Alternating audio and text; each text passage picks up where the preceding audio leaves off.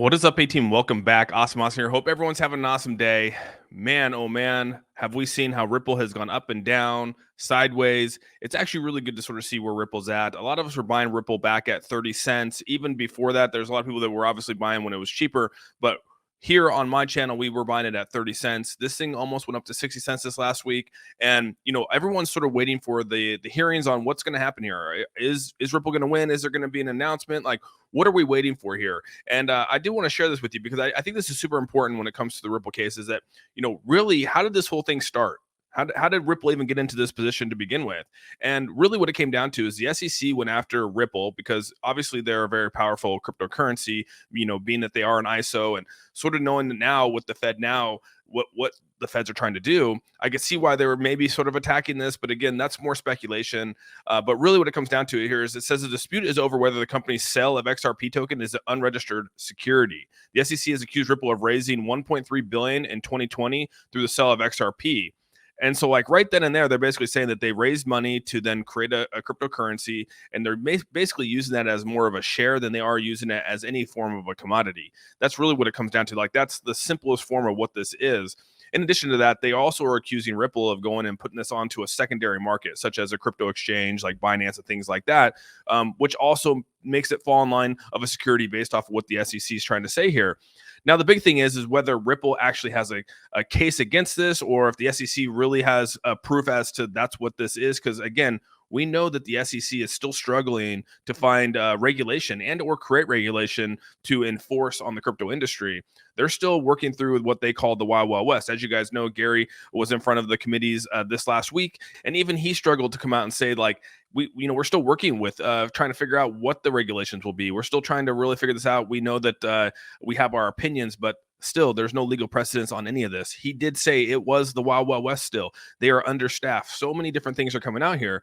But, the big question is who's going to win? Is the SEC going to win or is Ripple going to win? And I think it's fair to actually go through both sides of this. Like what's going to happen if the SEC wins and what's going to happen if Ripple wins? I think that if the SEC wins, obviously it's going to be detrimental to the cryptocurrency market as a whole, because basically every single token out there most likely will become a security, if not every single cryptocurrency out there outside of Bitcoin, because now they're going to have legal precedence on this. And I think that that's probably the biggest thing here. One of the big things is that if the judge actually rules that XRP is security, it's definitely going to be detrimental. We already know that. And so the big thing that Ripple actually has against the SEC right now is the fair notice argument. Obviously, they're basically saying that, hey, you didn't give us a fair notice as to whether you're deeming this as security or not. You got to give us an opportunity to decide what we need to do with it moving forward. And that really is I think it's probably one of the best arguments that Ripple came up with. It says Ripple made a fair notice argument in court saying that the SEC did not give enough advance warning that selling XRP was not allowed, essentially echoing broader criticism from the industry over lack of specific digital asset guidance from the agency.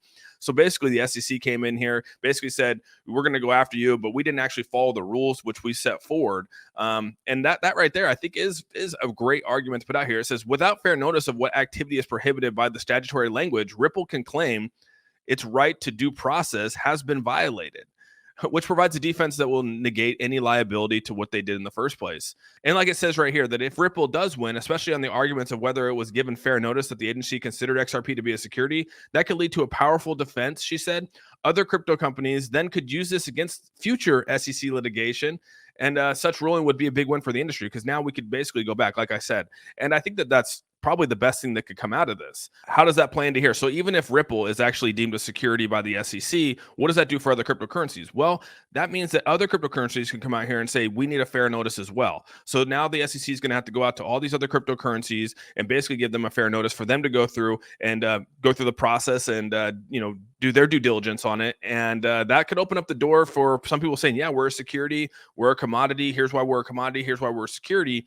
So that could actually dampen what the SEC is trying to do, because the SEC is really trying to, tighten the reins. They're really trying to take down the crypto industry, I feel. Again, that's just my opinion, but it's going to be very interesting to see how this plays out. Still, we've been waiting since last year. We heard that there was going to be multiple rulings, even into the end of 2022 here, that there was going to be a ruling on this. Obviously, it got pushed off some more. And so at the end of this whole thing right here, I do think that the SEC, most likely will lose the case based off this fair notice. I really believe that. Again, they came out here and they didn't follow the rules of what they actually put out there with the fair notice. This could actually create some regulation here in the United States. And, that's okay. It's okay to have that. At least we know now what you need to do if you're going to be launching a cryptocurrency project or any of the other cryptocurrency projects that are out there. Now they know the baselines of what needs to happen to actually launch their project and be successful in the space. And I think this would be huge for the industry if Ripple wins. We already know that. And I do think that the altcoin season will be underway, and it will be quick. It will probably blow up, honestly. But we'll see what happens here. This is still out there, still for people to decide. A lot of people still believe that the SEC is going to win. Even in this article right now, you hear that people are saying, well, the SEC's never lost, and so how are they going to lose this one?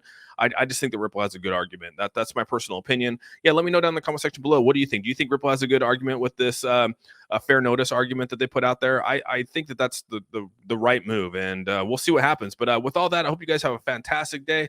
If you have any questions, comments, or concerns, please put them down in the comment section below. Make sure you give this video a thumbs up. If you haven't subscribed, hit that subscribe button. With all that said, we're out. Peace, everyone.